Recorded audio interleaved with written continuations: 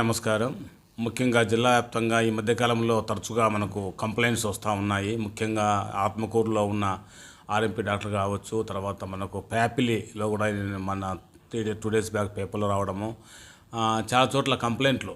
ఇప్పుడు పలుకూరులో ఒకటి, అలాగే నందికొట్కూరు, ప్యాపిలి, డోన్, ఇట్లా మన మీడియా మిత్రులు కావచ్చు, ప్రజల నుంచి కావచ్చు, చాలా వరకు విపరీతమైన కంప్లైంట్లు వస్తూ ఉన్నాయి. ఈ ఆర్ఎంపీ అనే నకిలీ వైద్యులు చేస్తున్న అకృత్యాలకు అంతు లేకుండా పోతూ ఉంది. కాబట్టి వాటి మీద కఠిన చర్యలు తీసుకోమని చెప్పి మన జిల్లా కలెక్టర్ గారు ఆదేశించున్నారు. అలాగే మేము కూడా టీములు వేసి ప్రతి పిహెచ్సి పరిధిలో ఆ డాక్టర్లు ఇద్దరు ఉంటారు. కాబట్టి ఆ ఇద్దరు కూడా వారి యొక్క జ్యూడిక్షన్లో ఉన్న ఆర్ఎంపీలందరినీ, నకిలీ వైద్యులందరినీ కూడా తనిఖీ చేసి వాళ్ళ సర్టిఫికెట్లు వెరిఫై చేసి ఏ అర్హతతో వాళ్ళు వైద్యం చేస్తున్నారు, ఏం హక్కు ఉందని వైద్యం చేస్తున్నారు అనేది కఠినంగా వాళ్ళు విజిట్ చేసి ఎంక్వైరీ చేసి కఠినమైన చర్యలు తీసుకోమని చెప్పేసి ఆదేశించడమైనది.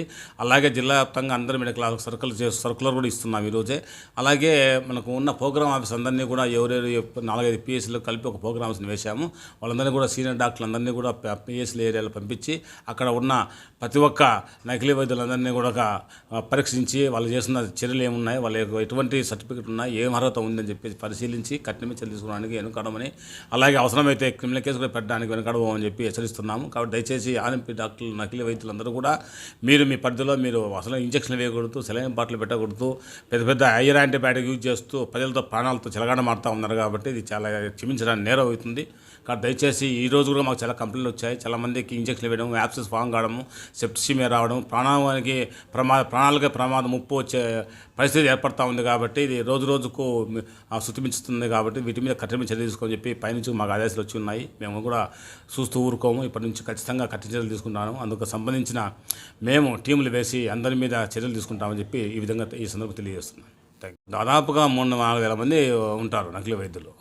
ప్రతి మండలంలో, ప్రతి గ్రామంలో, అన్ని చోట్ల ఉన్నారు. ప్రతి ఒక్కరూ సూచిస్తున్నారు, ప్రతి ఒక్కరూ మందులు ఇస్తున్నారు.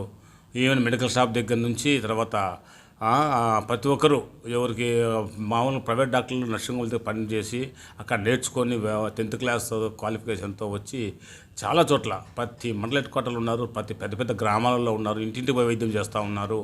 సో దీనివల్ల చాలా ఇబ్బందిగా ఉంది. గడివేముల్లో కూడా నేను కొందరిని చూశాను. వాళ్ళు డైరెక్ట్గా వాళ్ళ క్లినిక్లో వెళ్ళి పరిశీలించి వాళ్ళు ఏం చేస్తున్న వైద్యం అని చెప్పేసి వాళ్ళ మీద యాక్షన్ తీసుకోవడం జరిగింది.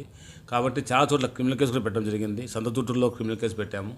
అలాగే దొన్నిపాడులో ఒక మహిళ చనిపోతే క్రిమినల్ కేసు పెట్టి వాళ్ళ ఎఫ్ఐఆర్ అరెస్ట్ చేయడం జరిగింది.